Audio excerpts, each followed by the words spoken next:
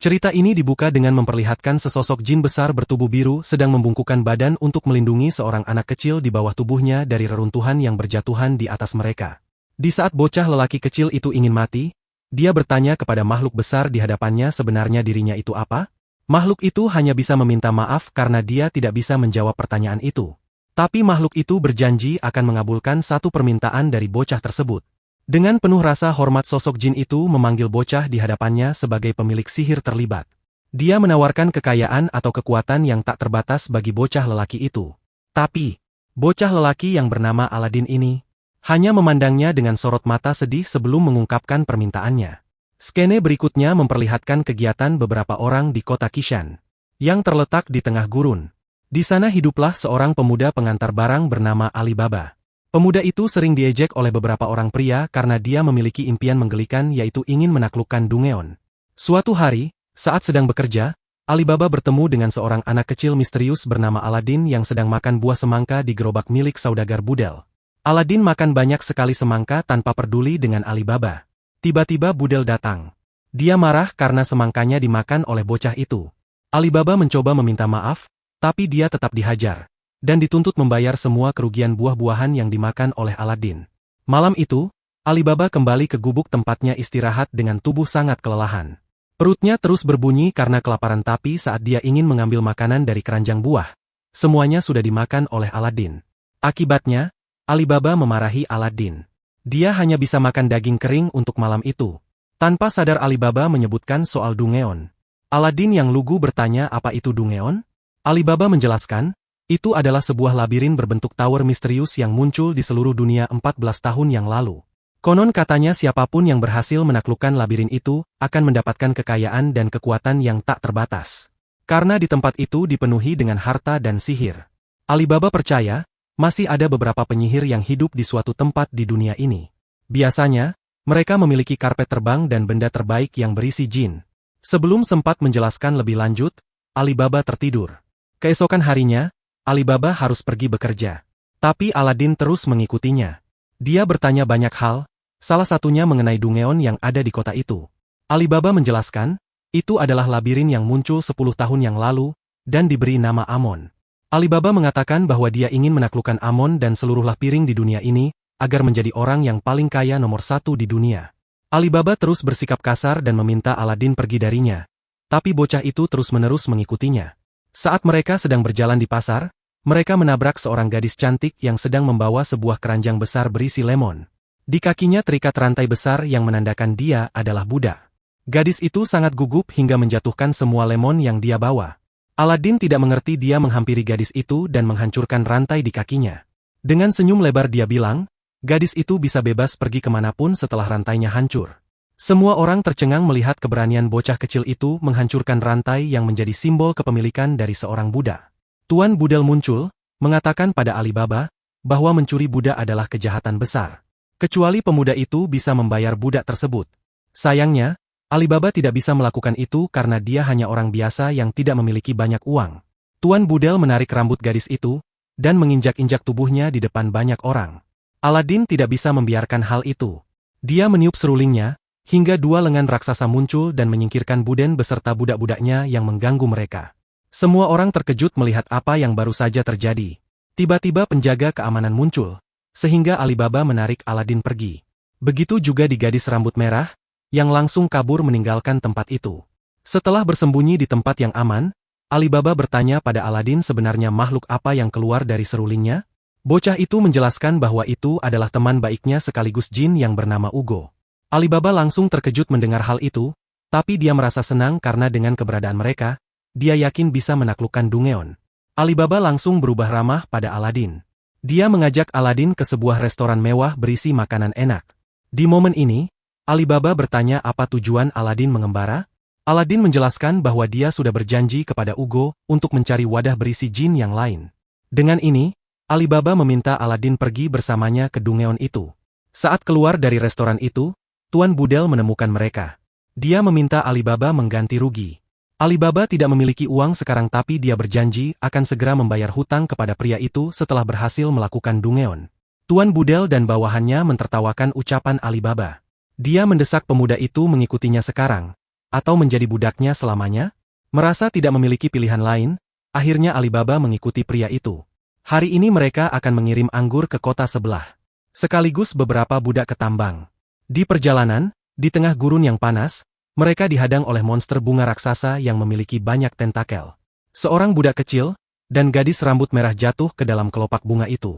Mereka ditahan puluhan tentakel dan hampir mati. Tapi Tuan Budel sama sekali tidak peduli dengan keselamatan mereka. Alibaba tidak bisa menahan diri lagi. Dia memukul tubuh pria besar itu hingga membentur gerobak. Alibaba murka karena pria itu meremehkan nyawa seseorang. Dia segera mengambil sebuah tongkat berisi anggur dan turun, menghampiri monster itu. Tapi kekuatannya tidak cukup untuk membuka kelopak bunga dari monster itu. Di momen inilah, Aladin meniup serulingnya sehingga sosok jin berukuran raksasa muncul dan membuka kelopak bunga monster itu. Dengan ini, Alibaba langsung melemparkan tong anggur. Seketika pergerakan monster itu terhenti. Tapi saat Alibaba ingin menarik mereka keluar, monster itu bergerak lagi, sehingga dia yang terlempar masuk ke dalam kelopak monster. Aladin segera menggunakan sorban ajaibnya, terbang membawa puluhan tong berisi anggur menuju ke monster itu. Di dalam sana, Alibaba sudah pasrah jika dia harus mati sekarang. Tapi dia menyesal karena selama ini selalu berbohong dan tidak berdaya menghadapi banyak hal. Tiba-tiba Aladin menjatuhkan puluhan tong anggur hingga monster itu tidak berdaya dan melepaskan semua orang. Di sini, Aladin meminta Alibaba bangun dan mengajarinya banyak hal mulai sekarang. Di kejauhan, seorang saudagar yang lebih kaya, tuan dari Bugel, melihat kejadian itu sambil tersenyum licik. Setelah semua orang selamat, Aladin mengajak Alibaba naik sorban terbangnya. Sebelum mereka pergi ke Dungeon, Aladin mengatakan satu permintaannya pada Alibaba. Permintaan yang sama yang dulu diajukan kepada Ugo, yaitu menjadi temannya dalam berpetualang. Tentu saja Alibaba langsung menerima permintaan tersebut. Di bawah sana, Budel masih berteriak meminta Alibaba kembali, dan membayar semua kerugian yang dia lakukan. Aladin menjawab, bahwa sekarang Alibaba tidak akan lagi menjadi budaknya. Lalu mereka pergi memulai petualangan pertama masuk ke Dungeon Amon. Saat berada di pintu masuk Dungeon, Alibaba sempat ragu. Tapi tubuh Aladin yang lemah tanpa sengaja mendorongnya masuk ke tempat itu. Padahal jika mereka gagal, mereka tidak akan memiliki kesempatan kedua untuk keluar dari tempat itu. Mereka terjatuh di kolam minyak. Sebelum api membakar kolam itu, Alibaba berhasil menemukan tubuh Aladin dan membawanya lari dari kolam itu. Beruntung dia berhasil lari tepat waktu hingga mereka berdua selamat. Setelah itu mereka harus menghindar dari batu besar yang terus mengejar mereka. Sampai akhirnya mereka masuk ke dalam sebuah ruangan berisi telur-telur raksasa. Di sini, tubuh Aladin sudah sangat lemah karena dia sangat kelaparan. Saat dia meniup seruling berisi ugo, dia harus menggunakan tenaga cukup besar dari dalam perutnya. Inilah alasan kenapa dia sering sekali merasa lapar. Mendadak puluhan ekor monster besar muncul. Aladin kehabisan tenaga, sehingga Alibaba yang melawan mereka. Untungnya, dia cukup pandai menggunakan pedang dan melawan mereka semua. Tapi tiba-tiba seluruh monster di tempat itu berkumpul menjadi satu monster raksasa yang bisa menyemburkan api. Akhirnya Aladin menggunakan sisa tenaganya untuk memanggil Ugo lagi. Makhluk itu berusaha memukuli monster di hadapannya, tapi tidak berhasil. Jadi Aladin meniup serunya sekali lagi untuk menciptakan serangan besar. Dengan pukulan penuh energi sihir, Ugo berhasil menghancurkan monster itu. Tapi akibatnya, Aladin pingsan. Alibaba merawat Aladin di sebuah ruangan tersembunyi. Dia merasa bersyukur karena bocah itu telah menyelamatkan hidupnya beberapa kali. Dia ingin mencoba meniup seruling Alibaba, tapi tidak berhasil. Tidak ada suara apapun yang keluar dari seruling itu. Di momen ini, Alibaba berjanji akan bersikap lebih terbuka dan jujur jika nanti bocah itu sudah sadar lagi. Mendadak, Alibaba mendengar suara langkah kaki seseorang. Saat dia melihat keluar, ternyata itu adalah Jamil, pemimpin kota Kishan. Alibaba mencoba tenang, tapi Morgiana, si gadis rambut merah, yang ternyata adalah budak Jamil, berhasil menemukan mereka. Alibaba langsung bersikap waspada, tapi Jamil mengabaikan dia. Jamil langsung memberi hormat pada Aladin, dan memanggilnya Magi. Lalu tanpa peduli apapun, dia meminta budaknya membawa Aladin, sementara Jamil membawa seruling bocah itu. Saat Alibaba ingin menghentikan mereka, Jamil memerintahkan bedaknya yang berbadan besar, bernama Goltas, untuk membunuh pemuda itu. Tapi dalam waktu singkat, Alibaba berhasil menghindari serangan pria besar itu dan menodongkan senjata di lehernya. Jamil memberikan tepuk tangan pada kehebatan Alibaba, tapi dia segera menusuk tubuh Goltas sebagai hukuman karena kalah dari orang seperti Alibaba. Lalu dengan wajah datar, Jamil meminta Alibaba menjadi budaknya. Karena dia sudah menghabiskan banyak budak dalam perjalanan di Dungeon itu, untuk menghindari berbagai rintangan yang ada. Demi menyelamatkan Aladin, Alibaba akhirnya setuju mengikuti Jamil. Selanjutnya, mereka harus melewati terowongan yang penuh dengan semburan api besar. Sebelum melewati terowongan itu, ada aksara di depan terowongan yang berisi petunjuk. Karena tulisan itu terbuat dari bahasa Toran, Alibaba bisa membacanya. Dia menjelaskan, siapa yang bisa menari di antara mulut naga dan taring naga, dia akan mendapatkan kebenaran di ekor sang naga. Jamil langsung mendorong tubuh Alibaba untuk melewati orang itu dan membuktikan ucapannya. Dengan gesit dan cepat, Alibaba bisa menghindari seluruh semburan api di lorong itu. Lalu menemukan mulut patung naga dan menarik tuas di dalamnya. Dengan ini, semua semburan api di lorong itu mati, sehingga Jamil dan semua orang bisa lewat. Sayangnya, tubuh Alibaba tiba-tiba terpanggang badai api besar dan menghilang. Meskipun begitu, Jamil tidak peduli. Dia melanjutkan perjalanan naik ke labirin. Di momen ini, Aladin terbangun. Jamil segera memberinya tempat istirahat yang nyaman dan makanan. Saat Aladin bertanya di mana Alibaba, Jamil menjawab tidak tahu. Dia menduga Alibaba naik ke puncak labirin. Dia akan segera naik untuk mencari keberadaan Alibaba. Sementara Aladin hanya perlu istirahat ditemani Morgiana. Saat mereka sedang berdua saja, Aladin mencoba menyapa gadis itu tapi dia bersikap sangat dingin. Sehingga Aladin menunjukkan berbagai ekspresi lucu untuk membuat gadis itu tersenyum. Lalu Morgiana menceritakan tentang negaranya yang sangat indah dan subur. Aladin jadi penasaran dan ingin pergi ke tempat itu. Dia meminta Morgiana membawanya ke sana suatu hari nanti. Tapi gadis ini menjelaskan bahwa dia tidak bisa membawa Aladin ke sana karena dia adalah seorang budak. Aladin berkata akan melepaskan rantai di kaki gadis itu sehingga mereka bisa pergi ke sana. Tapi Morgiana bersikeras mereka tidak bisa pergi karena tuannya sangat kejam. Aladin terdiam. Dia memahami ada rantai lain yang mengikat hati Morgiana. Lalu dengan hati-hati dia bertanya, di mana temannya, Alibaba? Morgiana membuang wajah. Dia merasa bersalah. Hingga mengatakan bahwa Alibaba adalah pria bodoh yang lebih mementingkan keselamatan orang lain daripada dirinya sendiri. Karena itulah dia mati. Aladin sangat syok mendengar hal itu. Tapi tiba-tiba, sebuah batu kecil dilempar kepadanya dari atas. Saat bocah ini melihat ke atas, dia melihat Alibaba melambaikan tangan padanya. Lalu dia turun menghampiri mereka. Sebelum Morgiana merespon, Jamil dan Goltas kembali ke ruangan itu karena diserang monster mengerikan.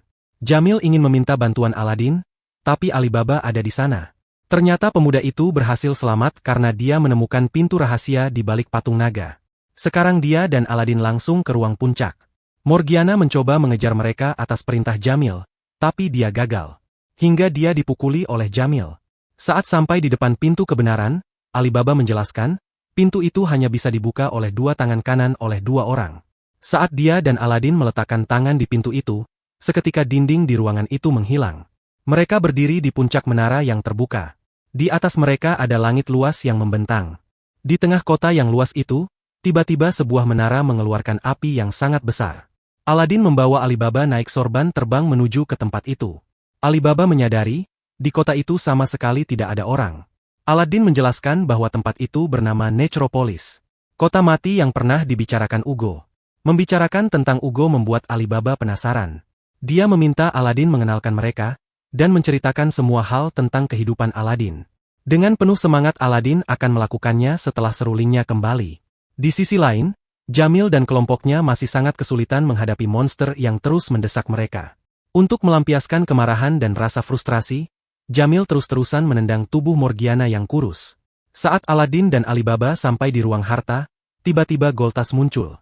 Tapi dia langsung pingsan karena menderita luka bakar yang sangat serius dan luka tusukan yang sangat banyak di seluruh bagian tubuhnya.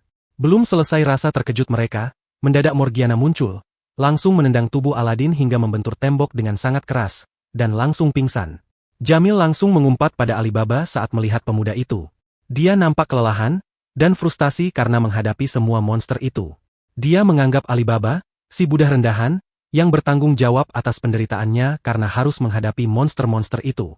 Alibaba menegaskan, bahwa ini adalah Dungeon. Pangkat, harta, dan status tidak bisa dibandingkan karena mereka harus mempertaruhkan nyawa untuk bertahan hidup apapun caranya di tempat ini. Mereka pun terlibat pertarungan pedang yang sangat sengit. Jamil tidak menyangka Alibaba bisa menguasai teknik berpedang dari kerajaan. Dia semakin emosi, dan bertanya siapa sebenarnya Alibaba ini. Jamil berteriak meminta bantuan Morgiana. Jadi gadis itu langsung menendang tubuh Alibaba hingga membentur tembok dan tidak berdaya. Lalu dengan kejamnya Jamil meminta Morgiana membunuh Alibaba, sosok yang pernah menyelamatkan nyawanya. Morgiana ragu. Tangannya bergetar saat Jamil memberikan pedang padanya. Dia teringat semua sikap jahat Jamil, sosok yang sejak kecil selalu menyiksanya. Saat Morgiana siap menusuk Alibaba dengan pedang, tiba-tiba saja tongkat sihir berayun dan menghilangkan bilah pedang itu. Aladin berdiri menatap mereka dengan wajah dingin. Jamil meminta Aladin memilihnya. Jika tidak, Morgiana akan membunuhnya. Aladin berhasil menahan Morgiana dengan sihir yang sangat kuat. Lalu mengambil serulingnya dari Jamil. Saat mereka akan pergi, beberapa lingkaran sihir, dan sebuah menara api besar muncul bersamaan dengan kemunculan sosok jin bernama Amon, yang mengakui Alibaba sebagai penakluk Dungeon. Amon adalah jin kesopanan dan kesederhanaan. Ia juga memanggil Aladin dengan sebutan magi, yaitu penyihir yang membimbing manusia untuk menjadi raja. Setelah mendengar penjelasan Amon, Aladin terdiam dengan ekspresi kagum. Amon memutuskan bahwa mereka telah berhasil menaklukkan Dungeon itu. Alibaba segera mengemasi sebanyak mungkin harta yang ada di tempat itu. Amon sampai heran melihat Aladin memilih pria seperti Alibaba sebagai calon raja. Saat Aladin bertanya apa itu cahaya Sulaiman, tiba-tiba saja labirin itu bergoyang karena seseorang di luar menara berniat menghancurkan tempat itu. Amon segera menciptakan jalan keluar untuk mereka. Alibaba mengajak Morgiana kabur dan membebaskannya dari perbudakan. Sementara Goltas memilih tinggal dan terkubur bersama Jamil. Amon memindahkan Alibaba, Aladin, dan Morgiana keluar, lalu masuk ke dalam pisau Alibaba. Sejak saat itu, pisau Alibaba menjadi metal vessel. Di perjalanan kembali, Alibaba mengatakan pada Aladin bahwa dia akan memulai bisnis dengan semua harta yang sudah dia dapatkan. Sementara Aladin tidak tahu apa yang akan dia lakukan selanjutnya. Alibaba mengucapkan terima kasih atas bantuan bocah itu. Tanpa Aladin, dia tidak akan memiliki keberanian untuk masuk ke dalam labirin, karena sebenarnya dia hanyalah seorang pemuda pengecut. Aladin tidak setuju dengan hal itu. Menurutnya, Alibaba adalah sosok pemuda yang berani memperjuangkan impiannya dan selalu mendahulukan keselamatan orang lain. Karena itulah Aladin tertarik padanya dan mengikutinya. Alibaba senang mendengar hal itu. Dia mengajak Aladin melanjutkan petualangan lain yang lebih menegangkan. Mereka berjanji untuk bertemu dan berpetualang bersama lagi. Namun, setelah keluar, mereka semua terpencar. Morgiana terdampar di pinggiran kota Kishan, sementara Alibaba terjatuh di tengah kota Kishan, tepat di bekas Dungeon. Semua orang bersorak melihat Alibaba muncul sebagai penakluk Dungeon itu. Di sisi lain, Aladin terbawa angin sihir hingga sampai di sebuah desa bernama Franca, dan ditemukan oleh segerombolan pemuda. 3 hari setelah itu, Alibaba hanya bisa merenung di depan jendela sambil menunggu Aladin. Dia tidak berminat sama sekali pada gadis-gadis cantik, dan semua makanan enak yang sudah dia dapatkan. Dia hanya ingin segera bertemu Aladin lagi. Tiba-tiba Morgiana muncul. Gadis itu bertanya kenapa Alibaba menggunakan hartanya untuk membebaskan semua budak di kota itu. Alibaba menjawab, dia yakin itu adalah keinginan Aladin. Dia balik bertanya, apa yang akan dilakukan Morgiana setelah ini? Gadis ini menjawab dia akan kembali ke tempat asalnya sebagai permintaan terakhir dari Aladin. Alibaba tersenyum mendengar hal itu. Dia menyadari harus segera membuat keputusan juga. Alibaba membawa barang-barangnya dan memulai perjalanan. Dia berharap akan segera bertemu Aladin, sehingga mereka bisa memulai petualangan bersama lagi. Di desa itu, Aladin membuka mata. Di depannya ada seorang nenek tua bernama Baba, pemimpin klan Kouga. Dia memanggil Aladin sebagai putra ruh. Dia menjelaskan, ruh adalah sekawanan makhluk yang terbang di sekitar bocah itu. Mereka adalah wadah bagi jiwa manusia. Semua yang hidup pasti akan mati, ketika saat itu tiba mereka akan kembali ke satu tempat. Di saat tubuh manusia kembali menjadi tanah, jiwa kembali menjadi ruh. Aladin mengatakan, makhluk-makhluk cahaya itu selalu membantunya di saat-saat terdesak. Nenek Baba terkejut mendengarnya. Tapi sebelum dia sempat bicara, seorang gadis masuk, mengajak nenek itu keluar karena tim pengintai sudah kembali. Tim pengintai melaporkan, klan Kou menyerang sebuah desa lagi. Nenek Baba khawatir mereka akan menyerang desa ini juga. Dolge, pemimpin tim pengintai mengatakan bahwa mereka pasti bisa menghalau orang-orang itu seperti sebelumnya. Tanpa sengaja, Aladin mengeluarkan lengan Ugo saat bersorak bersama yang lain, sehingga mereka semua syok dan menginterogasi bocah itu. Mereka khawatir bocah itu adalah penyihir sekaligus mata-mata yang dikirim klan Kou. Nenek Baba dan Touya menegaskan bahwa itu tidak benar. Aladin memperkenalkan dirinya dengan ramah, lalu mengatakan bahwa dia ingin kembali ke kota Kishan. Seorang ketua di tempat itu pernah mendengar tentang kota tersebut tapi jaraknya sangat jauh dari desa itu. Nenek Baba menjelaskan, Aladin bisa segera mencapai kota itu hanya dalam waktu 2 minggu jika menggunakan karavan. Aladin sangat lega setelah mendengarnya karena dia ingin segera kembali bertemu dengan temannya. Malam itu, saat mengikuti pesta di desa, Aladin keringat pada ucapan Ugo, bahwa dia tidak punya keluarga dan dia berbeda dari orang lain. Aladin merasa iri karena semua orang di tempat itu sangat akrab, dan penuh dengan kehangatan keluarga. Selama ini Aladin tidak memiliki semua itu. Nenek Baba menghiburnya dengan mengatakan bahwa mereka semua keluarga, termasuk Aladin adalah anak kesayangan Nenek Baba. Aladin sangat senang mendengar hal itu hingga dia langsung memeluk Nenek Baba. Keesokan harinya saat bermain bersama kuda, tanpa sengaja Aladin terbawa oleh kuda yang mengamuk. Tiba-tiba muncul seorang wanita cantik yang menolongnya. Gadis itu datang bersama 2 orang pria. Dia memperkenalkan diri sebagai anak ketiga dari Kaisar Kou, Ren Hakwei. Ia ingin agar klan Kouga bergabung dengan Kekaisaran Kou. Seluruh warga desa itu menolak gagasan ini. Touya muncul untuk memberikan susu kuda terbaik di tempat itu sebagai sikap ramah mereka. Tapi Ryosai menendang gadis itu. Dia beralasan seorang putri tidak layak menikmati makanan seperti itu. Dolge marah melihat hal ini. Dia langsung menyerang Ryosai, tapi ditahan oleh Seishun. Akhirnya putri mengajak mereka pergi dari tempat itu untuk menghindari konflik. Malam itu, saat sedang berpikir sendirian, Aladin mendatangi Putri Ren. Dia meminta sang putri tidak menyerang warga desa Touya, karena mereka telah mengajarinya kebahagiaan memiliki keluarga. Dengan wajah serius, Putri Ren berjanji dia tidak akan membunuh siapapun.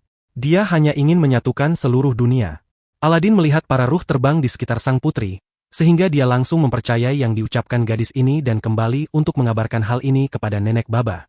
Namun malam itu, pasukan Kou menculik para wanita Kouga untuk dijadikan budak.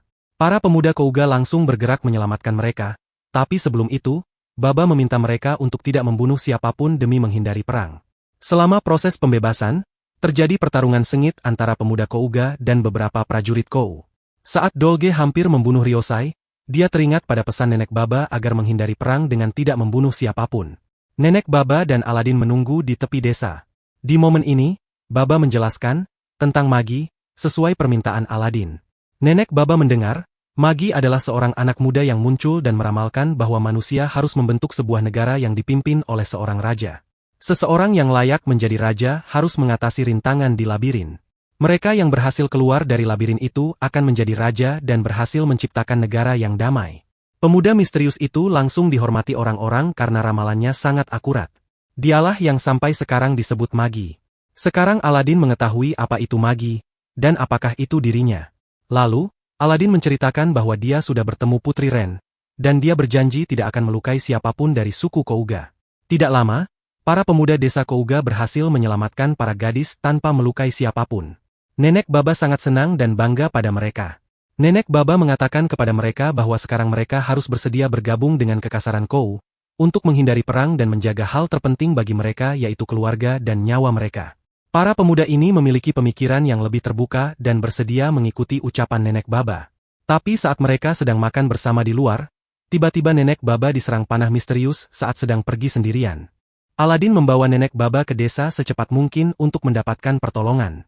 Di sisi lain, seorang prajurit penjaga dari pihak Kekaisaran Kou juga dipanah. Ryosai mengatakan pada Putri Ren, bahwa pelaku penyerangan ini pasti orang dari suku Kouga. Dia yakin mereka ingin mendeklarasikan perang. Tapi Putri Ren tidak langsung percaya pada ucapan pria itu. Dia akan pergi ke desa itu untuk mencari kebenaran. Tapi Ryosai mencegahnya membawa pasukannya. Putri Ren tidak masalah dengan hal itu. Dia pun pergi sendirian bersama Seishun. Sementara itu, di desa Kouga, para tetua marah saat menyadari panah yang melukai Nenek Baba berasal dari pasukan Kou. Mereka mengangkat senjata dan bersiap bertarung menyerang pihak pasukan Kou. Aladin hanya bisa terdiam melihat kemarahan mereka. Dia tidak tahu apa yang harus dia lakukan. Tapi tiba-tiba suara Nenek Baba memanggilnya dan berkata ingin meminjam kekuatan bocah itu. Saat sampai di area tebing, Putri bertemu penduduk Kouga yang ingin berperang. Sang putri terlihat sangat tenang di hadapan kemarahan begitu banyak orang. Dia menegaskan bahwa dia datang hanya untuk berbicara. Sang putri bahkan tidak menghindar saat diserang oleh salah satu orang dari suku tersebut. Tapi serangan orang itu pun tidak benar-benar melukai tubuhnya. Nenek Baba muncul untuk menegur mereka karena telah bertindak memalukan. Dia mengingatkan mereka untuk tidak menumpahkan darah. Nenek Baba bahkan menyatakan sukunya bersedia bergabung dengan Kekaisaran Kou karena dia percaya putri adalah sosok pemimpin yang baik, seperti yang diucapkan Aladin. Putri Ren tersentuh, karena dia tahu, luka di tubuh Nenek Baba disebabkan oleh pasukannya. Demi menghormati keputusan Nenek Baba, dia akan menghukum orang-orang yang telah melukai wanita itu, dan berencana melukai suku Kou. Ini adalah janjinya sebagai pemimpin mereka. Setelah mendengar hal ini, semua orang mengikuti Nenek Baba, patuh pada Putri Ren dan bergabung ke pihak Kekaisaran. Sayangnya, setelah ini, kondisi Nenek Baba memburuk. Dia meninggal dunia. Arwahnya menemui Aladin, dan mengatakan bahwa bocah itu tidak sendirian seperti dugaannya selama ini. Karena dia adalah sosok kesayangan Ruh, sang magi. Sosok yang hidup dengan jiwa yang tak terhitung jumlahnya. Karena dia adalah kesayangan Sulaiman. Setelah itu, jiwa Nenek Baba terbang menjadi ruh yang menuju ke langit, dan berkata tidak akan meninggalkan Aladin. Saat kembali ke benteng, Putri Ren membawa tekad untuk melindungi desa itu, tapi dia dihadang oleh pasukannya sendiri yang dipimpin Ryosai. Di sini sang putri langsung tahu bahwa seluruh kekacauan ini adalah siasat jahat Ryosai. Tapi semua itu terlambat karena seluruh pasukan ada di bawah perintahnya. Dia bahkan mengatakan rencananya, yaitu alasannya menyerang sang putri, karena sang putri telah diserang suku Kouga, sehingga mereka juga punya alasan menaklukkan suku tersebut. Tanpa basa-basi lagi, dia memerintahkan pasukan menyerang Putri Ren. Tapi semua anak panah berhenti di depan sang putri, dan dihancurkan dengan sekali ayunan tangan. Bahkan pasukan yang datang padanya dihempas dengan mudah. Seishun maju untuk menyerang sisa pasukan dengan pedang sihir kembarnya. Di momen ini, Putri Ren menggunakan kekuatan Jin Paimon yang ada di kipasnya untuk melawan 1000 pasukan yang diperintahkan Ryosai. Dengan kekuatan ini dia bisa menciptakan badai angin yang sangat besar, hingga menjatuhkan ratusan pasukan. Sayangnya dalam waktu singkat kekuatan ini menghilang, sehingga sang putri dikalahkan. Dalam kondisi di ujung tanduk, Aladin muncul bersama Ugo, langsung menyingkirkan sisa pasukan yang ada, dan menumbangkan Ryosai dengan sangat mudah. Lalu Aladin menyentuh kipas Putri Ren sehingga jin wanita bernama Paimon muncul dari benda itu. Dia lega akhirnya magi muncul membebaskan dirinya.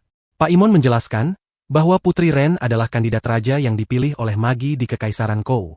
Magi yang ada di Kekaisaran Kou ternyata adalah magi yang telah menghancurkan menara labirin milik Amon. Sekarang, dia ada di Kekaisaran Kou dan diperlakukan seperti tuan besar. Dia mengajak adik lelaki Putri Ren untuk menemaninya menemui sang kaisar. Dari Paimon juga Aladin mengetahui bahwa tugas magi adalah memilih raja. Karena dia sudah memilih kandidat rajanya, setelah membuat kontrak di Dungeon. Aladin baru mengetahui bahwa pertemuan mereka dengan Amon di Dungeon adalah momen mengikat kontrak. Setelah mendengar semua itu, Aladin segera bersiap pergi ke Baldad. Dia berpamitan dengan warga suku Kou. Dia sangat senang karena mereka membiarkan dia membawa tongkat milik Nenek Baba. Setelah perpisahan singkat, Aladin segera berangkat dengan karavan. Dia tidak tahu apa yang sudah berubah dengan Alibaba. Yang jelas, dia tidak sabar ingin segera bertemu dengan Alibaba. Hari itu, 2 orang gadis sibuk berdagang buah. Kios mereka sangat ramai oleh pembeli karena mereka pandai menawarkan pekerjaan. Di saat stok buah hampir habis, mereka berharap satu rekannya segera datang. Ternyata, rekan yang datang membawakan stok buah adalah Morgiana. Dengan sekali pegang dia bisa membawa banyak kantong buah karena dia sangat kuat. Setelah selesai berjualan, mereka kembali ke penginapan. Di jalan, Morgiana mengucapkan terima kasih kepada kedua temannya itu karena mereka mau menampung dirinya hingga 6 bulan ini. Morgiana sampai bersujud sebagai bentuk terima kasih dan rasa syukur pada mereka. Tapi bagi mereka, Morgiana tidak perlu bersikap begitu, sebab mereka adalah teman sekarang. Mereka berharap Morgiana tetap bersama mereka setelah dari Baldad, tapi dia tidak bisa. Karena dia harus kembali ke kampung halamannya sebagai janji pada orang yang menyelamatkan dirinya. Saat mereka sampai di kota dekat Baldad, mereka melihat kota itu sangat kumuh dan berantakan. Bahkan, mereka bertemu seorang pedagang budak yang membawa 4 budak dengan rantai besar di kaki, tangan, dan leher mereka. Morgiana sangat benci melihat rantai-rantai itu. Karena itu mengingatkan dia pada masa lalunya yang selalu dikejar dan disiksa oleh pemiliknya, Jamil. Rantai itu meninggalkan bekas yang sulit hilang di kaki dan hatinya. Semua kenangan buruk itu membuat Morgiana selalu bermimpi buruk. Kali ini ada Leila di sisinya yang memberikan obat penenang agar dia tidak mengalami mimpi buruk lagi.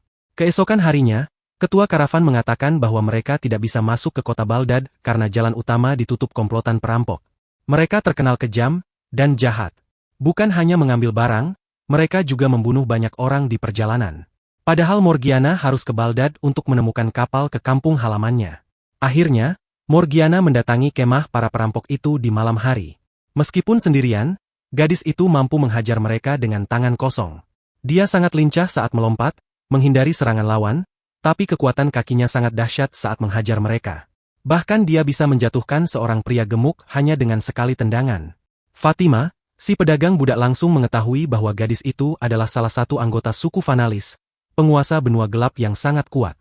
Fatima sangat menginginkan gadis itu. Jadi dia menggunakan gagak beracun untuk melukai lengan Morgiana, sehingga membuat gadis itu jatuh pingsan dalam sekejap.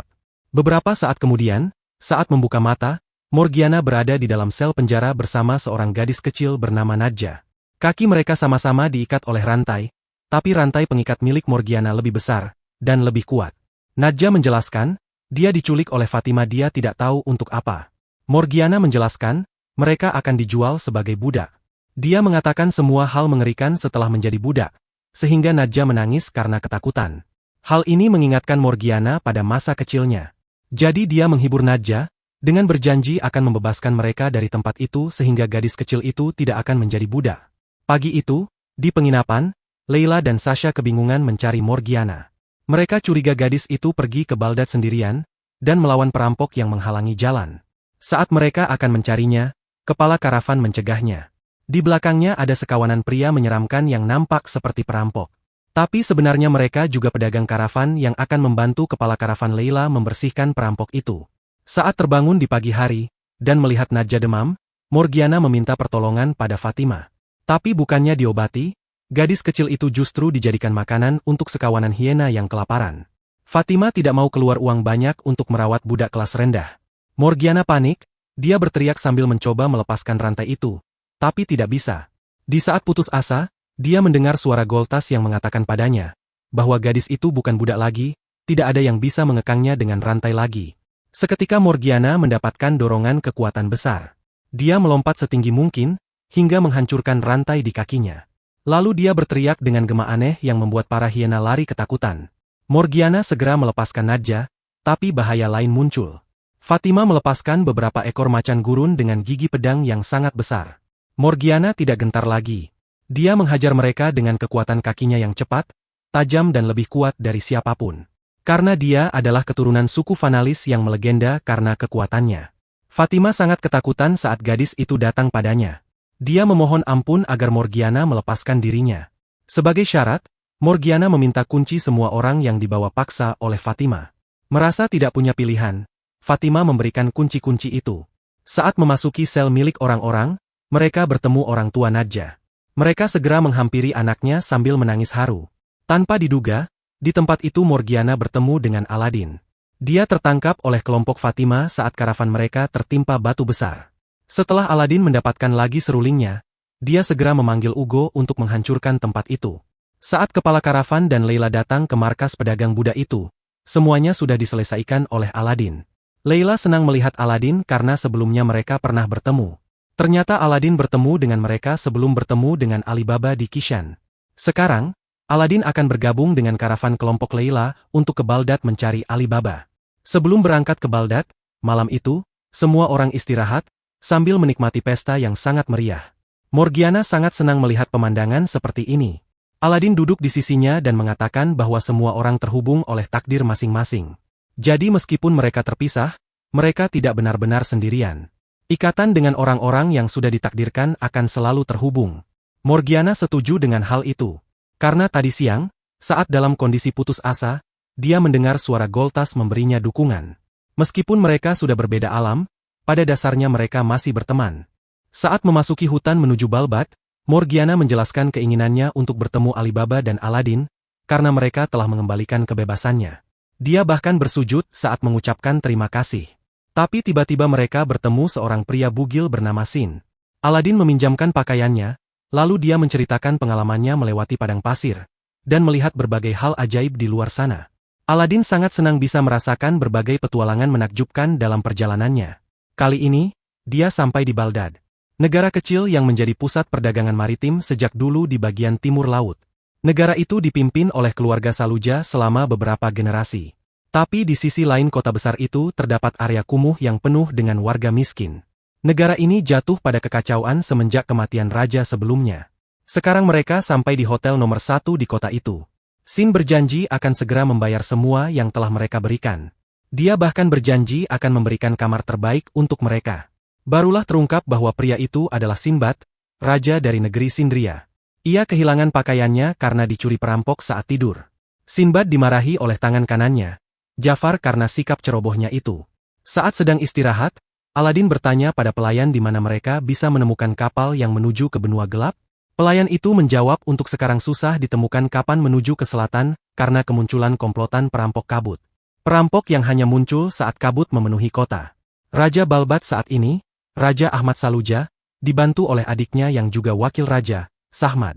Sinbad menemui Raja Ahmad untuk melanjutkan hubungan dagang dengan Sindria, tetapi Raja Ahmad kesulitan mengabulkan permintaan Sinbad karena kerajaannya sedang dilanda kesulitan disebabkan pasukan perampok kabut. Sejak 2 tahun yang lalu mereka membobol ruang harta kerajaan dan akhirnya jumlah mereka bertambah. Mereka menggunakan pedang-pedang sihir yang menciptakan kabut tebal untuk membingungkan orang-orang dan melakukan pencurian secara misterius. Bahkan pasukan kerajaan tidak berkutik melawan mereka, sehingga mereka menjadi kelompok anarkis yang sangat kuat. Tapi mereka hanya menyerang rumah bangsawan dan kapal dagang negara. Mereka membagikan kembali barang dan uang curiannya sehingga banyak yang menyebut mereka sebagai pahlawan. Tapi mencuri harta kerajaan hanya akan menaikkan pajak.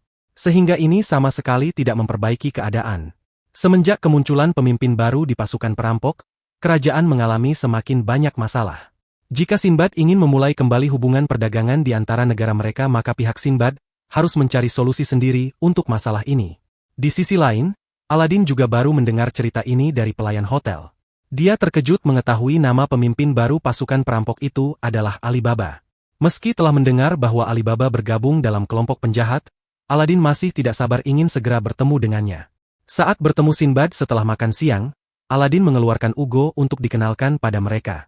Sinbad senang menyadari Aladin adalah magi. Sinbad menjelaskan, dia bisa tahu soal magi karena dia adalah Sinbad, pria yang telah melakukan pelayaran dan perjalanan yang tak terhitung jumlahnya. Pria yang telah menaklukkan 7 samudra dan 7 dungeon. Meskipun sudah mengatakan seluruh prestasinya, Aladin tetap tidak mengerti, dan belum pernah mendengar semuanya. Tapi, Aladin bertanya apakah Sinbad tahu apa itu magi? Sinbad menjelaskan, magi adalah sosok yang mampu memanggil jin dalam jangka waktu lama dengan kekuatan magu. Nah, mage adalah kekuatan yang dihasilkan ruh. Biasanya orang hanya bisa menggunakan kekuatan ruh yang ada dalam tubuhnya, tapi magi tidak terbatas dan bisa menggunakan energi yang ada di sekitarnya. Karena magi adalah sosok yang dicintai ruh. Magi adalah sosok yang sangat hebat sehingga Sinbad langsung meminta tolong pada Aladin untuk membantunya menangkap perampok yang membuat masalah di kota itu. Aladin bingung menanggapi permintaan ini. Dia bertanya bagaimana pendapat Morgiana? Gadis ini hanya ingin pergi ke benua gelap. Jika mengalahkan komplotan perampok kabut itu adalah satu-satunya cara dia bisa kembali ke negaranya, maka dia bersedia bergabung. Akhirnya mereka sepakat untuk menangani perampok itu bersama-sama. Tapi Sinbad ingin Morgiana di kamar saja. Dia tidak tega membiarkan seorang gadis kecil mengikuti misi yang berbahaya ini. Tapi setelah Morgiana menunjukkan kekuatannya, pria itu langsung terdiam. Malam itu, saat kabut muncul, semua orang menyebar, menjaga di sekitar rumah seorang bangsawan. Mereka mendapatkan informasi bahwa malam itu kelompok perampok itu akan mendatangi rumah bangsawan ini. Di momen ini, Aladin mengatakan bahwa dia masih tidak yakin apakah yang dia lakukan benar karena para perampok itu mendapatkan dukungan dari masyarakat. Tapi dia datang sejauh ini untuk menemukan temannya. Dia akan melakukan apapun untuk bisa bertemu dengan temannya itu. Tiba-tiba kabut merah muncul, membuat pasukan kerajaan berhalusinasi, dan saling menyerang rekannya sendiri. Ternyata kabut merah itu berasal dari komplotan perampok kabut. Di antara perampok itu ada Zainab, pengguna pedang yang bisa mengeluarkan kabut halusinasi, ada juga Hasan, yang bisa melelehkan dinding dengan pedangnya. Jafar mencoba menangkap mereka dengan tali khusus, tapi kabut hitam membelenggunya hingga dia tidak bisa berdiri. Ini adalah teknik khusus yang dimiliki pedang dari Kasim, salah satu pemimpin perampok itu. Morgiana juga mencoba menghentikan mereka, tapi dia juga tidak berdaya ditahan kabut hitam itu. Aladin memanggil Ugo untuk membantu, tapi di tengah kekacauan itu, tiba-tiba Alibaba menunjukkan diri, bahwa dia telah bergabung dengan kelompok perampok itu. Aladin terkejut melihat Alibaba bergabung dengan perampok, apalagi sikapnya berubah sangat dingin. Saat Aladin mengatakan bahwa dia datang ke kota itu untuk bertemu dengannya dan menjelajah dunia bersamanya, Alibaba bersikap acuh tak acuh. Dia melewati Aladin begitu saja, dan memanggil kekuatan jin api, Amon, untuk membantu kelompok perampok itu kabur dari tempat itu. Setelah kembali ke markas mereka, beberapa perampok dari luar Baghdad bergabung. Alibaba bertanya pada Qasim, mengapa mereka menerima banyak anak buah yang tidak dikenal? Sambil bercanda, Qasim menjelaskan karena mereka harus bersiap untuk perang. Sekumpulan anak yang nampak kumuh, mendatangi Alibaba dan mengucapkan terima kasih. Karena berkat pemuda itu mereka bisa makan sehari 2 kali. Mereka sangat senang sekarang. Qasim menggunakan kesempatan ini untuk memohon kepada Alibaba agar tidak meninggalkan mereka dan selalu membantu mereka. Dia tidak mau anak-anak kecil di pemukiman kumuh itu memiliki nasib yang sama seperti Maryam, adik perempuan Qasim yang mati kelaparan. Saat kembali ke kamarnya, Alibaba bimbang memikirkan permintaan Qasim dan keinginan berpetualang dengan Aladin. Disinilah, tiba-tiba Morgiana muncul dan membawanya pergi dari tempat itu untuk bertemu Aladin. Di penginapan, Sinbad dan 2 rekannya sedang membicarakan penyebab jatuhnya ekonomi Baghdad, yaitu karena uang kertas yang baru dikeluarkan Kekaisaran Kouh. Mereka menggunakan kekuatan militer untuk mengedarkan uang-uang kertas tersebut ke berbagai negara yang menjadi tetangga negara tersebut. Dan Raja Ahmad sudah jatuh ke pengaruh mereka. Berdasarkan penyelidikan Ja'far, Raja Ahmad akan dinikahkan dengan Tuan Putri Kekaisaran Kouh. Keberadaan komplotan perampok kabut memperburuk negara ini. Ja'far menyarankan agar mereka memikirkan langkah ke depan dan menghubungi negara mereka. Sinbad mengkhawatirkan Aladin yang nampak terpukul setelah bertemu dengan Alibaba. Meskipun dia magi, Aladin tetaplah seorang anak kecil yang terkejut sekaligus terluka melihat temannya bersikap seperti itu. Morgiana melempar tubuh Alibaba ke kamar Aladin. Mereka terlihat canggung setelah lama tidak bertemu, lalu bertemu dalam situasi seperti ini. Morgiana meminta Alibaba segera menjelaskan apa yang terjadi pada negeri ini karena komplotan perampok kabut, dan kenapa Alibaba bergabung bersama mereka membuat kekacauan di negara ini. Sebelum menjawab, Alibaba menceritakan masa lalunya. Dulu ia tinggal di pemukiman kumuh bersama ibunya, Anise, dan sahabatnya, Qasim. Ibunya adalah sosok pelacur yang baik hati. Alibaba hidup bahagia dengan ibunya, berbeda dengan Qasim dan adik perempuannya, Maryam. Mereka selalu dipukuli oleh ayah mereka yang kejam dan pengangguran. Sampai akhirnya, ayah mereka pergi dan tidak pernah kembali. Jadi Anise mengangkat Qasim dan Maryam sebagai anak. Semenjak hari itu kehidupan keluarga mereka menjadi sangat bahagia. Sampai suatu hari tiba-tiba Anise meninggal dunia karena sakit keras. Di momen ini, Qasim berjanji akan menjaga kedua anak kecil itu sebagai sosok paling tua di keluarga ini. Mereka bertiga mengalami hari-hari yang sulit hanya untuk bertahan hidup. Tak lama kemudian Qasim bertemu kelompok anak nakal yang mengubahnya menjadi pencuri. Hari itu, Raja Rashid Saluja datang ke daerah kumuh, dan mengaku sebagai ayah kandung Alibaba. Dia ingin membawa Alibaba ke istana. Alibaba tidak langsung percaya, hingga sang raja menjelaskan bahwa dulu Anise pernah menjadi pelayan di istana. Saat itulah sang raja jatuh cinta padanya. Sang raja bahkan bersaksi dia melihat kelahiran Alibaba. Sebelum memutuskan, Alibaba pergi menemui Qasim. Tanpa diduga, Qasim mengusirnya dengan kasar, bahkan mereka bertengkar dan saling memukul. Akhirnya Alibaba dibawa ke istana dan dilatih menjadi pangeran. Karena inilah dia tahu teknik berpedang kerajaan. Sampai suatu hari, Alibaba mengunjungi kembali pemukiman lamanya. Di sana sudah tidak ada apapun. Semua orang dan perumahan di tempat itu benar-benar bersih. Tapi takdir mempertemukan Alibaba dengan Qasim lagi. Mereka pun pergi minum bersama. Alibaba merasa mereka bisa kembali menjadi teman baik seperti dulu. Dia bahkan sangat senang bisa akrab dengan Qasim yang selalu memikirkan kebaikannya. Tapi dia tidak tahu, Qasim menggunakan momen ini untuk mengorek informasi dari Alibaba. Dia bertanya bagaimana Alibaba bisa keluar dari istana, dan Alibaba menjawab bahwa ia menggunakan terowongan rahasia dari kamarnya. Tanpa disadari oleh Alibaba, Qasim mengirim orang untuk mengikutinya. Malam itu, kondisi Raja Rashid sangat buruk. Dia meminta Alibaba melanjutkan perjuangannya mengurus kerajaan. Alibaba tidak memberikan jawaban, dia justru bertanya bagaimana perasaan sang raja pada ibunya. Dengan suara lemah, Raja Rashid mengatakan bahwa hubungan mereka terhalang oleh banyak hal tapi sang raja sangat mencintai Anise. Tiba-tiba Alibaba mendengar keributan. Dia segera keluar kamar raja dan melihat perampok mengambil harta kerajaan, dan pemimpin mereka adalah Qasim. Ternyata Qasim memanfaatkan terowongan itu untuk masuk ke istana dan mencuri harta kerajaan. Alibaba dijebak, dipukuli, dan ditinggalkan dalam keadaan pingsan. Saat sadar, ayahnya, Raja Rashid, telah meninggal dalam kebakaran yang disebabkan oleh Qasim. Di waktu sekarang, kelompok perampok itu menyadari bahwa Alibaba menghilang. Mereka melaporkan hal ini pada Qasim, dan pria itu meminta mereka segera menyiapkan pasukan untuk membawa Alibaba kembali. Alibaba bersedih, tapi dia tidak bisa melakukan apapun. Dia memutuskan untuk kabur dari kota Baldat dan dipekerjakan oleh tentara kota Oasis. Di momen inilah dia bercita-cita menaklukkan Dungeon. Tapi dia sadar itu tidak mungkin karena dia ketakutan menghadapi Dungeon, dan sibuk berjuang untuk hidup. Sampai akhirnya, dia bertemu Aladin dan berhasil menaklukkan Dungeon itu. Sinbad dan dua rekannya menguping pembicaraan mereka. Sehingga Sinbad tahu bahwa Alibaba adalah anak haram dari raja sebelumnya. Lalu, Morgiana bertanya, kenapa Alibaba mau bergabung dengan Kasim padahal pria itu pernah mengkhianatinya? Alibaba melanjutkan ceritanya. Setelah menaklukkan Dungeon, dia kembali ke tanah kelahirannya dan terkejut melihat Balbat telah berubah. Kota itu tak lagi makmur, dan konflik antara kerajaan dan rakyat semakin memburuk. Alibaba melihat Kasim membuat kekacauan dan merampok sebuah kapal. Tadinya Alibaba berpikir pria itulah yang membuat negara ini jadi kacau, tapi setelah bicara dengannya, ternyata dugaan Alibaba salah. Yang bertanggung jawab atas semua kekacauan ini adalah pihak kerajaan. Kasim menjelaskan bahwa pemukiman kumuh dulu dibakar oleh kerajaan karena wabah penyakit. Tidak ada obat-obatan atau tabib yang dikirim untuk mereka. Hingga akhirnya Maryam mati. Kasim marah karena dia juga tidak bisa melakukan apapun.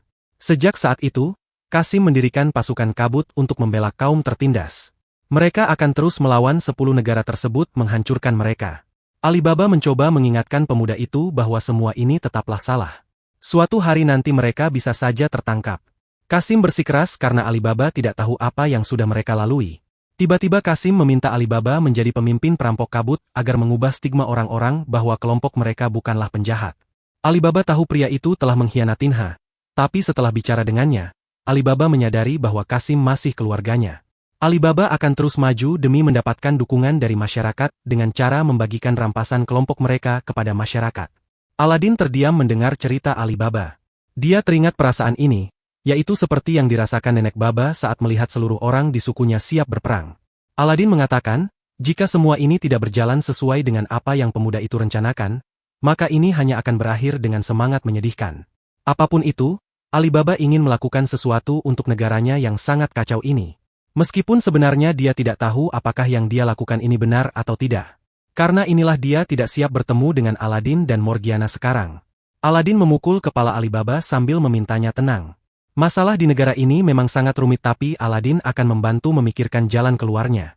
Dia yakin jika mereka semua bekerja sama maka mereka akan menemukan jalan keluar terbaik. Tiba-tiba ruangan itu dihancurkan oleh ledakan yang sangat besar dari kelompok perampok kabut. Di semua ruangan hotel, mereka sudah menyerbu dan merampok orang-orang kaya di penginapan tersebut. Raja Sinbad akhirnya ikut melawan mereka. Hanya dengan sekali pukul, Hasan langsung tumbang dan muntah darah. Kasim ingin membawa Alibaba pergi, tapi Morgiana dan Aladin mengejarnya hingga ke atap. Raja Sinbad ikut ke atap. Hanya dengan sekali serangan dari Masrur, sebagian besar pasukan kabut disingkirkan. Kasim mencoba mengikat tubuh Raja Sinbad dengan kabut hitam miliknya, tapi sihir lemah seperti itu tidak mempan pada pria tersebut. Saat Kasim maju untuk menyerang Sinbad, Masrur langsung melumpuhkan dia. Sinbad beralih pada Alibaba, dia menantang Alibaba untuk duel senjata, sebagai sesama pemimpin. Tapi Alibaba hanya terdiam. Morgiana bertanya pada Aladin, kenapa didiam saja padahal saat ini Alibaba sedang berada dalam bahaya. Aladin tidak melakukan apapun pada Raja Sinbad karena dia melihat ruh terang. Pertanda kebaikan ada di pihak Sinbad. Sinbad meminta Alibaba melarikan diri saja. Bagaimanapun, dia bukan dari daerah kumuh seperti kelompok perampok kabut itu. Di matanya, Alibaba tetaplah pangeran. Alibaba kesal disebut begitu. Dengan penuh amarah, dia bersikeras mengatakan bahwa orang-orang itu tidak berbeda dengan dirinya. Mereka semua adalah saudaranya. Karena provokasi ini, Alibaba murka. Yang mengangkat pedangnya dan mengeluarkan kekuatan api milik Amon. Terjadi pertarungan sengit di antara Sinbad dan Alibaba. Dari pertarungan ini, Sinbad bisa menilai kombinasi kekuatan api dan penggunaan pedang milik Alibaba cukup bagus. Tapi dia bisa dengan mudah menghentikan kekuatan api itu dan memukul jatuh Alibaba. Kasim marah pada Sinbad karena dia melibatkan diri pada konflik internal di negeri ini. Sinbad mengingatkan dia, sikap bodoh dan ceroboh mereka inilah yang menghancurkan diri mereka sendiri. Tapi tiba-tiba Sinbad mengatakan bahwa dia ingin masuk kelompok perampok. Semua orang terkejut mendengar ucapan pria itu. Ja'far bertanya kenapa dia tiba-tiba mengambil langkah seperti ini, padahal dia hanya perlu menuntaskan janjinya kepada Raja Ahmad untuk menyerahkan seluruh pasukan kabut dan membuka kembali perdagangan antara negara mereka. Raja Sinbad tersenyum. Dia menyebut tangan kanannya itu sebagai pria dingin yang tidak memiliki hati nurani, karena sikapnya menunjukkan bahwa dia akan membiarkan ketidakadilan terjadi di depan matanya. Sinbad sudah memutuskan bahwa dia akan meminjamkan kekuatannya kepada rakyat yang tertindas daripada untuk raja yang bodoh. Dia akan bertarung bersama pasukan perampok kabut. Sinbad bertanya sekali lagi, apakah Alibaba mengizinkan dia masuk ke kelompok ini? Alibaba ragu. Sinbad mengungkapkan dengan wajah serius bahwa dia memang memiliki niat lain masuk dalam kelompok ini, yaitu menghentikan ketidakmoralan di negeri ini. Belakangan ini dunia semakin kacau karena terlalu banyak peperangan di seluruh penjuru dunia. Sinbad merasa sangat prihatin hingga dia ingin ikut menyelesaikan perlahan permasalahan internal di Baghdad. Saat Alibaba mulai goyah, Qasim mengingatkan dia untuk tidak percaya pada raja seperti Sinbad. Dia yakin orang-orang bangsawan itu lebih suka melihat rakyat jelata mati kelaparan. Tiba-tiba senjata Ja'far meluncur, melukai wajah Qasim saat dia memerintahkan agar Qasim dia. Ekspresi Ja'far sangat dingin dan penuh amarah. Dia tidak suka ada orang asing yang berbicara sembarangan tentang Sinbad. Karena mereka tidak tahu apa yang sudah dilewati Sinbad hingga detik ini. Sinbad menarik tubuh Ja'far menjauh, ketika melihat sikap sahabatnya mulai lepas kendali. Akhirnya Sinbad merasa diterima meskipun secara paksa. Dia langsung mengungkapkan rencananya untuk membawa Alibaba ke istana, dan melakukan negosiasi dengan Raja Ahmad. Menurutnya sekarang adalah waktu yang tepat karena Alibaba sudah mendapatkan dukungan dari masyarakat melalui pasukan kabut. Bahkan Sinbad telah mengakuinya sebagai pangeran. Sinbad adalah teman lama Raja Rashid, dan dia mengakui kemiripan Alibaba dengan sang ayah. Aladin juga mendorong Alibaba untuk melakukan negosiasi ini karena dia yakin pemuda itu adalah pahlawan yang akan membebaskan negara ini dari kegelapan. Keesokan harinya langsung tersebar pengumuman di seluruh penjuru kota agar semua orang pergi ke istana dan menyaksikan pertemuan antara Alibaba dengan Raja Ahmad. Semua orang bersemangat menuju ke istana setelah mengetahui bahwa pemimpin dari perampok kabut ternyata adalah pangeran ketiga, Alibaba Saluja. Alibaba tidak menyangka orang yang datang ke istana sangat banyak. Sinbad menjelaskan karena mereka sangat berharap kepadanya. Saat berhadapan dengan Alibaba, Ahmad bersikap dingin dan culas. Dia bahkan tidak mau berbicara kepada Alibaba meskipun pemuda itu mengakui semua kesalahannya, dan berjanji akan membubarkan pasukan gabut jika Ahmad mau melindungi mereka.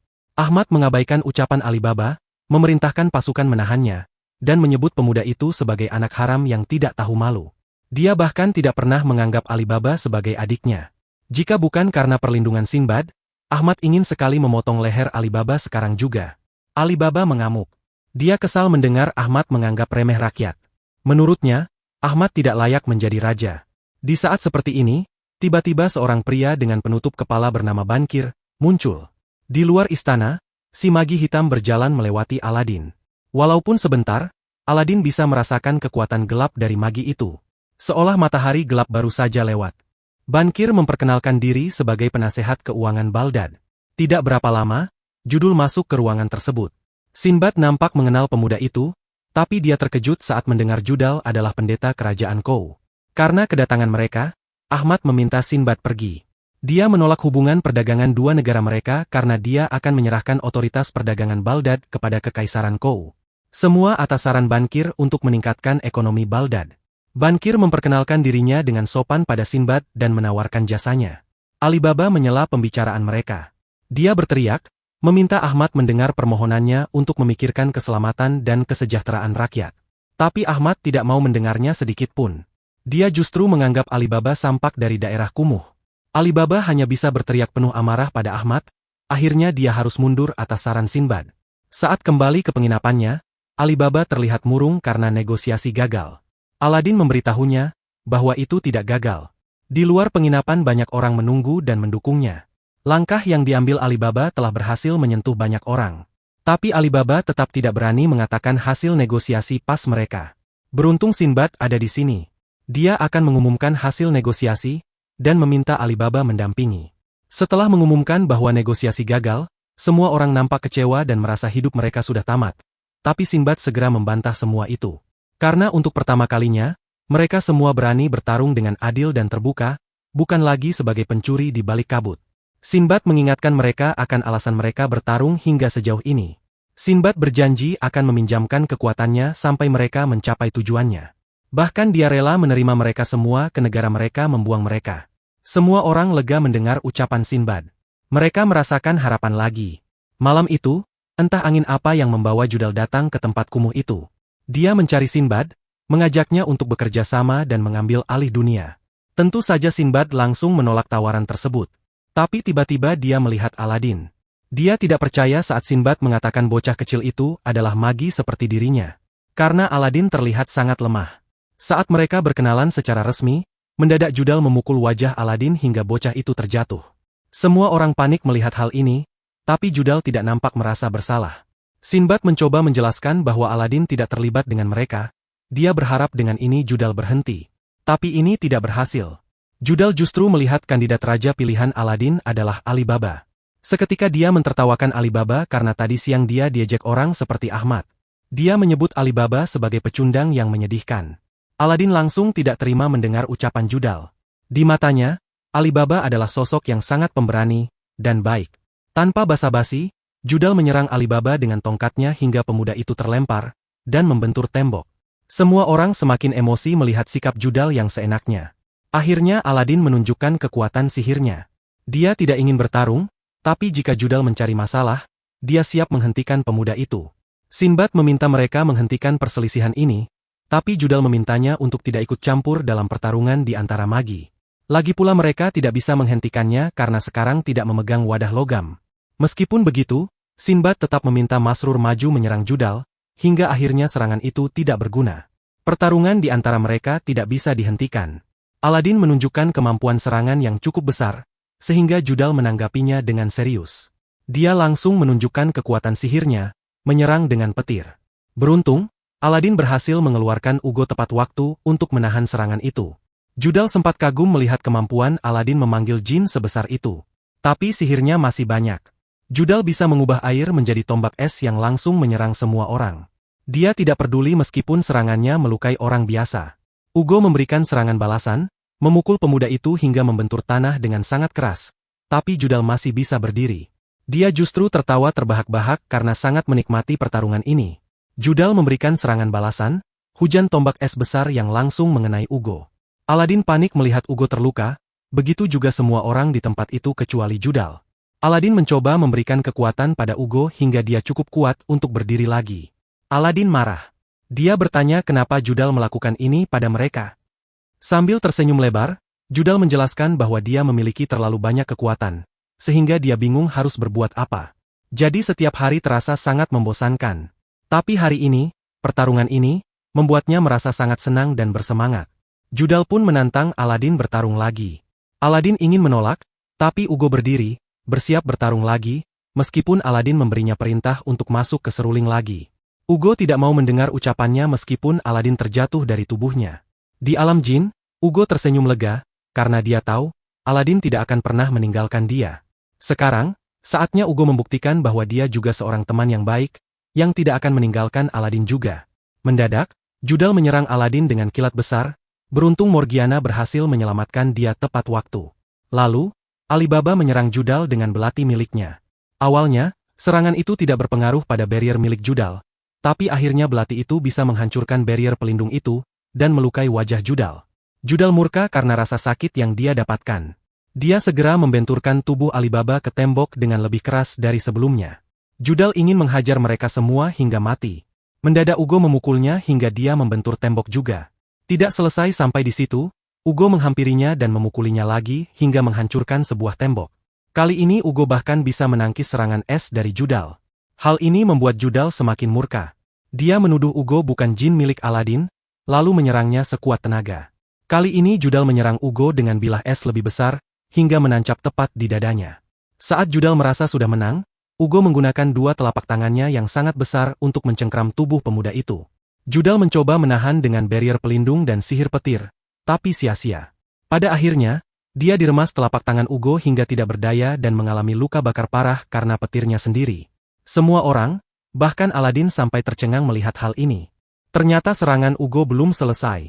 Melihat lawannya belum mati, dia mengumpulkan sihir di kedua telapak tangan, siap memberikan serangan sihir yang sangat besar. Benar saja, ledakan sihir segera berdentum memecah malam, memperparah kerusakan di tempat itu. Beruntung, Morgiana berhasil menyelamatkan Aladin, Alibaba, dan beberapa orang di sekitar mereka. Sinbad berhasil memperingkatkan semua orang hingga tidak ada korban jiwa.